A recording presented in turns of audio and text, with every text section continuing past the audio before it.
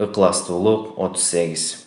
Абу Хурайра радиаллаху анху риваят кылат. Расулуллах саллаллаху алейхи вассалам айтат: Ким адал жол менен байлык, дүйнө топтоого умтулса, бирок максаты адамдардын алдында сыймыктануу, менменсинүү болуп, байлыгы машып ташып эл көрсө экен десе, Алла ага ачууланган абалда жолугат.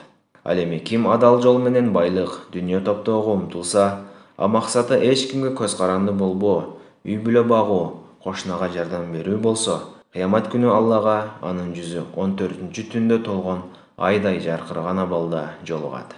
Абу Хурайра радиаллаху анху риваят кылат. Расулуллах саллаллаху алейхи вассалам айтат: Ким адал жол менен байлык, дүйнө топтоого умтулса, бирок максаты адамдардын алдында сыймыктануу, менменсинүү болуп, байлыгы машып ташып эл көрсө экен десе, Алла ага ачууланган абалда жолугат. Ал эми ким адал жол менен байлык, дүйнө топтоого умтулса, а максаты эч кимге көз каранды болбоо, үй бүлө багуу, кошунага жардам берүү болсо, кыямат күнү Аллага анын жүзү 14-түндө толгон айдай жаркыраган абалда жолугат.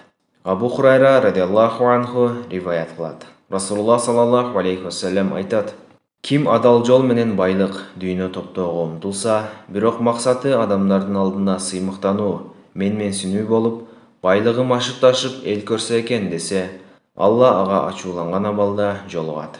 Ал эми ким адал жол менен байлык, дүйнө топтоого умтулса, а максаты эч кимге көз каранды болбоо, үй бүлө багуу, кошунага жардам берүү болсо, кыямат күнү Аллага анын жүзү 14-түндө толгон айдай жаркыраган абалда жолугат.